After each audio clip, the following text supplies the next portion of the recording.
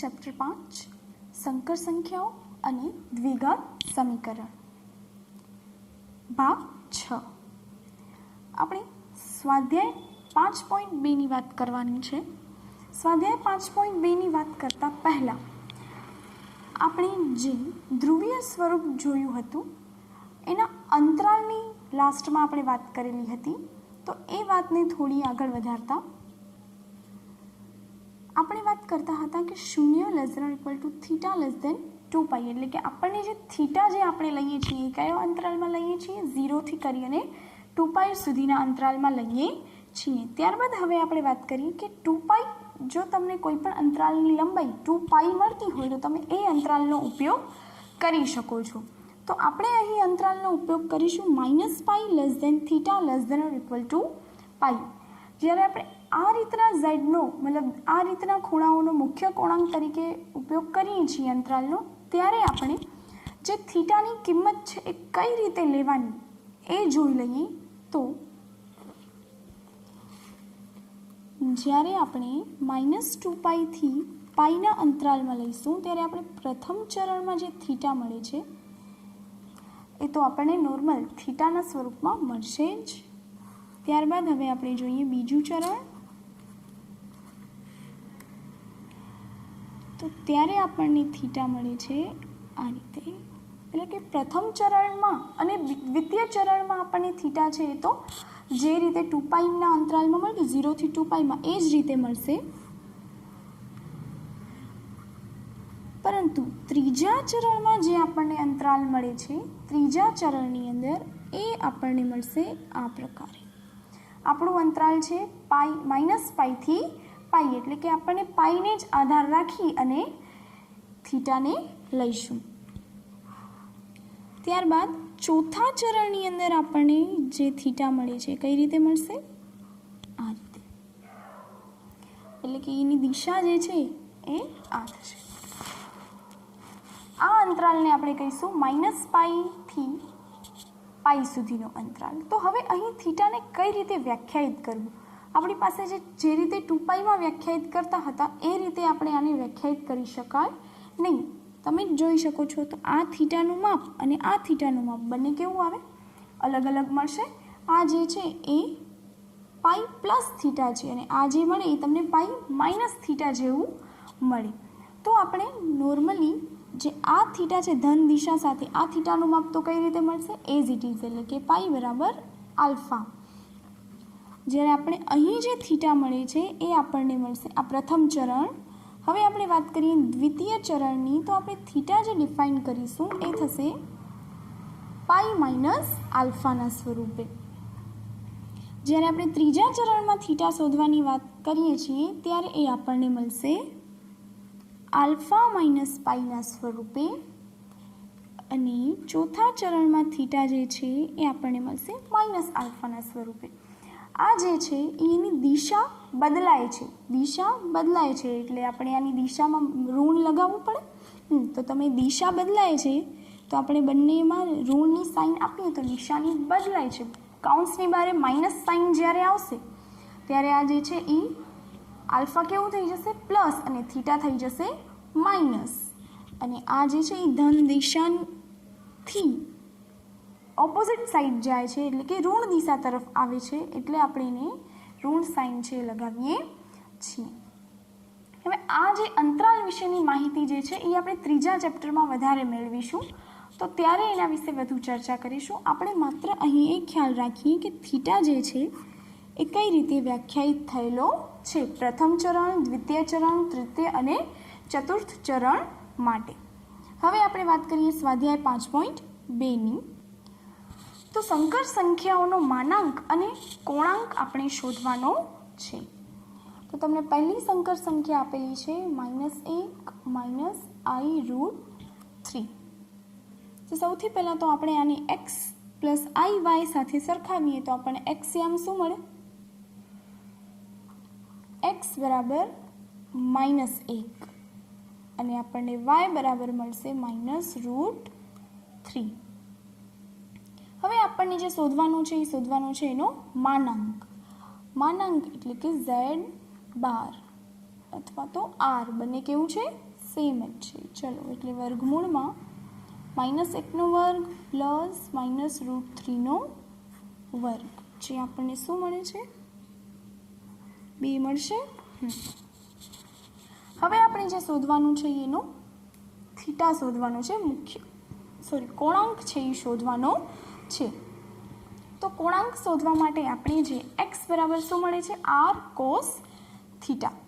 તો આપણે જે છે એ cos થીટાની કિંમત છે એ શોધવાની છે. એક્સ્યામ બરાબર r cos થીટા. તો આના ઉપરથી આપણને cos થીટા શું મળે? x upon r. તો એક્સ્યામ શું છે? -1 અને આપણને r મળે છે 2. તો આ એ જ રીતે વાયામ છે r sin થીટા. તો sin થીટા આપણને મળશે y upon r -√3/2. તો આ કયું ચરણ મળે છે? આપણને ત્રીજું ચરણ છે એ મળે છે. તો ત્રીજા ચરણ માટે આપણે tan આલ્ફા મળી શકશે. tan આલ્ફા આપણને શું મળશે? √3. tan આલ્ફાની કિંમત આપણને મળી √3. ચલો તો હવે આપણને આલ્ફા મળે છે √3. તો આપણને જે કોણાંક શોધવાનું છે કઈ રીતે શોધીશું? ત્રીજા ચરણમાં મળે છે. તો આના ઉપરથી આપણને આલ્ફાની વેલ્યુ શું મળે? π/3. 10મા ધોરણની અંદર આપણે આખો કોષ્ટક છે એ ભણ્યા છીએ. હવે જે એક્સની વેલ્યુ જે છે એ કેવી છે? 0 કરતાં નાની. વાયની વેલ્યુ પણ છે 0 કરતાં નાની. તો થીટાનું મૂલ્ય કઈ રીતે મળશે? Alpha minus pi. ત્રીજા ચરણમાં મળે છે. તો આલ્ફાની વેલ્યુ મળી π/3 માઇનસ પાઈ. એટલે આપણને મળશે પાઈની વેલ્યુ શું થશે? -2π/3. તો આપણને જે કોણાંક છે માનાંક મળે છે 2 અને એનો કોણાંક આપણને મળશે -2π/3. આ જ રીતે આપણને બીજો દાખલો આપેલો છે એ જોઈએ. તો z બરાબર આપેલું છે -√3 + i. તો આમાં આપણને x બરાબર મળે છે -√3. ચલો આની વેલ્યુ કેવી છે? <0 અને y બરાબર આપણને મળે છે 1, જે આપણને મળે છે <0. ચલો આરની વેલ્યુ શોધીએ. r અથવા માનાંકમાં z બેમાંથી કોઈ પણ લખી શકો છો અથવા બંને લખી શકો છો. -√3નો વર્ગ પ્લસ 1નો વર્ગ એટલે આપણને મળશે અહીં 2. હવે આપણે cos થીટાની વેલ્યુ છે એ શોધવાની છે. તો cos થીટાની વેલ્યુ શું મળશે? 1/r એટલે કે -√3/2. અને sin થીટા આપણને મળશે 1/2. હવે આના ઉપરથી આપણને tan આલ્ફાની કિંમત શું મળશે? તો tan આલ્ફાની વેલ્યુ આપણને મળે છે -1/√3. હવે આ કયું ચરણ આપણને મળશે? અચ્છા ઓકે, ચલો હવે આના ઉપરથી આલ્ફાની વેલ્યુ શું મળે? આલ્ફા બરાબર થશે π/6. હવે આપણે આ વેલ્યુ જે છે ને એને માનાંકમાં લઈએ છીએ. આપણે થીટાની વેલ્યુ જે છે એ આપણને પોઝિટિવ કે નેગેટિવ એનાથી આપણને કોઈ જ ફરક પડતો નથી. થીટાની વેલ્યુ છે આપણને માત્ર વેલ્યુ છે એને ધ્યાનમાં રાખવાની છે. જે ઋણ કે પ્લસ એ આપણે માત્ર ને માત્ર એક્સ અને વાયની સાઇન પરથી ધ્યાનમાં લઈશું. એટલે આ જે વેલ્યુ છે એ શું થશે? 1/√3. જેના ઉપરથી આપણને આલ્ફાની કિંમત શું મળે છે? π/6. હવે આપણને આ જે છે એ કયા ચરણમાં મળે છે? એક્સ અને વાયની વેલ્યુ પરથી કોસ થીટા અને સાઇન થીટા માઇનસ પ્લસ આ આપણને મળે છે દ્વિતીય ચરણમાં. તો દ્વિતીય ચરણ માટે થીટા ફાઇન કરવાનું સૂત્ર છે પાઈ માઇનસ આલ્ફા. તો પાઈ માઇનસ π/6. તો 6π minus pi upon 6 which is equals to π/6. તો આપણું જે કોણાંક છે એ છે 5π/6 અને માનાંક જે આપણને મળે છે એ મળે છે 2. ચલો ત્યારબાદ આવે છે દાખલા નંબર 3. તો દાખલા નંબર 3 થી 8 જે છે એને આપણે સંકર સંખ્યાને ધ્રુવીય સ્વરૂપમાં ફેરવવાનું છે. સંકર સંખ્યાને ધ્રુવીય સ્વરૂપમાં ફેરવો. તો ચલો જોઈએ આપણે સંકર સંખ્યાને ધ્રુવીય સ્વરૂપમાં કઈ રીતે ફેરવાય. આપણે એનું ધ્રુવીય સ્વરૂપ જોયું છે એટલે આપણને એને શેના સ્વરૂપમાં લેવાનું છે તો r cos theta plus i sin થીટાના સ્વરૂપમાં ફેરવવાનું છે. એટલે આપણે માત્ર rની કિંમત તેમજ cos થીટા અને sin થીટાની વેલ્યુ જે છે એ શોધવાની છે, એટલે કે થીટાની વેલ્યુ શોધવાની રહેશે. તો એમાં જે દાખલા નંબર 3 છે એ આપણને આપેલું છે z બરાબર 1 - i. તો આના ઉપરથી આપણને x બરાબર મળે છે 1 અને y બરાબર આપણને મળે છે -1. તો માનાંકમાં z = r જે આપણને મળશે 1² - 1² which is equals to √2. હવે ડાયરેક્ટ આપણે tan આલ્ફા શોધી શકીએ છીએ. આપણે cos થીટા કે sin થીટા શોધવાની જરૂર નથી. જેમ આપણે ઉપરના દાખલામાં cos થીટા અને sin થીટાની વેલ્યુ શોધતા હતા એ ન શોધો અને ડાયરેક્ટ તમે tan આલ્ફા શોધો તો પણ મળી શકે છે. તો કઈ રીતે? તો tan આલ્ફા બરાબર imaginary part of z upon real part of z. તમે આ વસ્તુ દરેક દાખલા માટે ઉપયોગ કરી શકો છો અને ત્યારબાદ તમે થીટા છે એ શોધી શકો છો. તો tan આલ્ફા આપણને મળશે માનાંકમાં imaginary part of z upon real part of z -1/1 એટલે આપણને મળશે 1. તો આના ઉપરથી આલ્ફાની વેલ્યુ આપણને શું મળશે થશે તો આલ્ફા બરાબર આપણને મળશે π/4. ચલો હવે આપણે થીટાની વેલ્યુ જોઈએ. તો આપણને જે મળ્યું એ આપણને મળે છે પ્લસ માઇનસ. જે સાઇન મળે છે એ પ્લસ માઇનસ. એક્સ આમ પ્લસ છે અને વાય આમ છે માઇનસ. આ કયું ચરણ થાય તો ચોથા ચરણમાં છે. ચલો આ રીતે લખી જોઈએ કે x બરાબર 1 > 0 અને y બરાબર -1 <0. તો z છે કયા ચરણમાં છે? ચોથા ચરણમાં છે. તો ચોથા ચરણમાં થીટાની વેલ્યુ થશે -આલ્ફા એટલે આપણે મળશે -π/4. ચલો તો હવે આપણે z 1 - i નું ધ્રુવીય સ્વરૂપ તો r cos theta plus i sin theta તો એના √2 cos -π/4 plus i sin -π/4. cos છે એ યુગ્મ વિધેય છે એટલે કે sin -π/4 કે π/4 બંનેની વેલ્યુ કેવી થાય? સમાન. એટલે આપણે એને cos π/4 લખી શકીએ. જ્યારે sin છે એ અયુગ્મ વિધેય છે એટલે એ આવશે -i π/4. આ થશે z નું ધ્રુવીય સ્વરૂપ. ચલો એ જ રીતે આપણે દાખલા નંબર 4. તો દાખલા નંબર 4માં તમને આપેલું છે કે -1 + i તો આ જે ચોથા ચરણમાં મળ્યું થીટા જે આપણને ચોથા ચરણની અંદર મળે છે એની જગ્યાએ આપણને કયા ચરણમાં મળશે? બીજા ચરણમાં મળશે. તો બીજા ચરણ માટે થીટા કઈ રીતે ફાઇન્ડ કરીશું? π - આલ્ફા.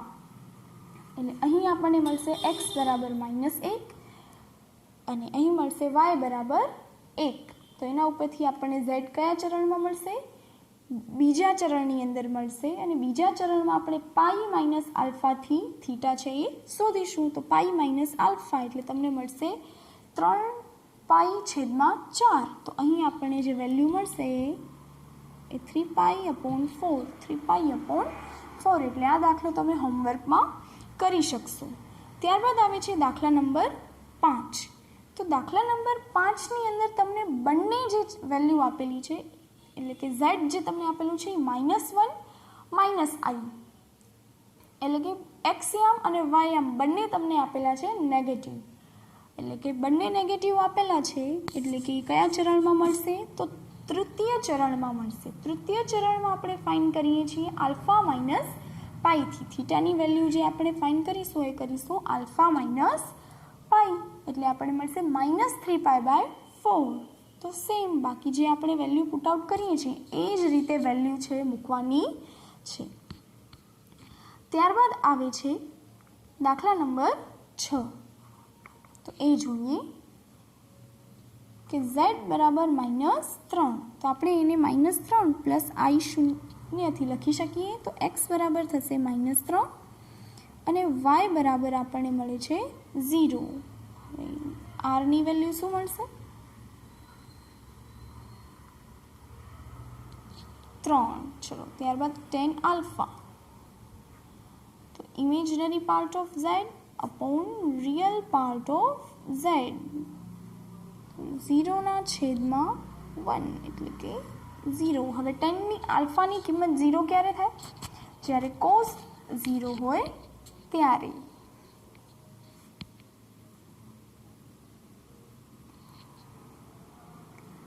ટેન આલ્ફાની કિંમત 0 ક્યારે થાય? જ્યારે આલ્ફા એટલે કે થીટાની કિંમત 0 હોય ત્યારે. ચલો થીટા અથવા તો આલ્ફાની કિંમત જ્યારે 0 હોય ત્યારે. ચલો હવે આપણે ચેક કરીએ કે કયા ચરણની અંદર મળે છે. તો x બરાબર -3 એટલે કયા ચરણમાં? એટલે <0 અને y બરાબર છે 0. આ કયા ચરણ પરનું બિંદુ છે? તો z એ x અક્ષ પરનું બિંદુ છે. કયા અક્ષ પરનું? x અક્ષ પરનું. પણ કયા x અક્ષ પરનું? તો એની ઋણ દિશા સાઈડ પરનું બિંદુ છે. એટલે કે આપણે આ જે છે એ દ્વિતીય ચરણને આધારે થીટા છે એ ફાઇન્ડ કરીશું. તો કયા? તો z એ x અક્ષ પરનું બિંદુ છે. તો થીટા બરાબર પાઈ માઇનસ આલ્ફા એટલે કે પાઈ -0 બરાબર પાઈ. તો હવે એનું ધ્રુવીય સ્વરૂપ z બરાબર -3નું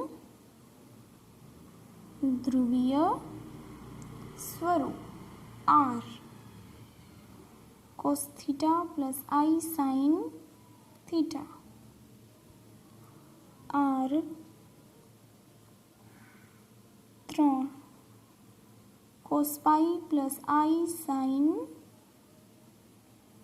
પાઈ. ચલો હવે આવે છે દાખલા નંબર 7. દાખલા નંબર 7માં તમને જે વેલ્યુ આપેલી છે તો z બરાબર √3 પ્લસ i. તો આપણને tan આલ્ફા મળશે 1/√3 એટલે કે આલ્ફાની વેલ્યુ થશે π/6. તો એ કયા ચરણમાં મળે છે આપણને? પ્રથમ ચરણમાં મળે છે. બંને કેવા છે? પોઝિટિવ છે એટલે કે પ્રથમ ચરણમાં મળે છે. જો પ્રથમ ચરણમાં આલ્ફાની કિંમત મળતી હોય તો થીટા પણ કેવું થશે? સેમ જ થશે. તો એનું ધ્રુવીય સ્વરૂપ પણ તમે શોધી શકો છો. એટલે કે દાખલા નંબર 4, 5 અને 7 એ હોમવર્કમાં કરવાનું છે. હવે આપણે જોઈએ દાખલા નંબર 8. તો z બરાબર આપણને મળે છે i. તો અહીં x બરાબર થશે 0 અને y બરાબર થશે 1. r એટલે કે માનાંકમાં z થશે 1. tan alpha imaginary part of z upon real part of z 1/0. tan ક્યારે અવ્યાખ્યાયિત છે? તો જ્યારે tan 90 આવે ત્યારે એ કેવું છે? અવ્યાખ્યાયિત છે. તો તેથી આલ્ફાની કિંમત શું આવશે? π/2. તો આ કયા અક્ષ પર આવેલું છે? તો y અક્ષ પર બિંદુ આવેલું છે. તો તમને આના ઉપરથી ડાયરેક્ટ ખબર પડી જાય કે આ કયા અક્ષ પરનું બિંદુ છે. હવે y અક્ષ પર આપણને કઈ સાઈડ? તો એની પોઝિટિવ ધન સાઈડ જે છે એ સાઈડ મળે છે, એટલે કે થીટા બરાબર આપણને મળશે આલ્ફા, એટલે કે π/2. અચ્છા હા, અહીં આપણે લખીશું કે ઝેડ એ વાય અક્ષ પરનું બિંદુ છે. ઝેડનું ધ્રુવીય સ્વરૂપ r cos theta plus i sin theta, જે આપણને મળશે 1 cos π/2 પ્લસ i sin π/2. હવે આને only cos π/2 plus i sin π/2 લખી શકાય. એક ગુણાકારમાં હોય ચાહે ન હોય, કોઈ ફરક પડે નહીં. ચલો, અહીં આપણો સ્વાધ્યાય 5.2 પૂર્ણ થાય છે. ત્યારબાદ હવે આપણે દ્વિઘાત સમીકરણ વિશેની માહિતી નેક્સ્ટ લેક્ચરમાં મેળવીશું. Thank you.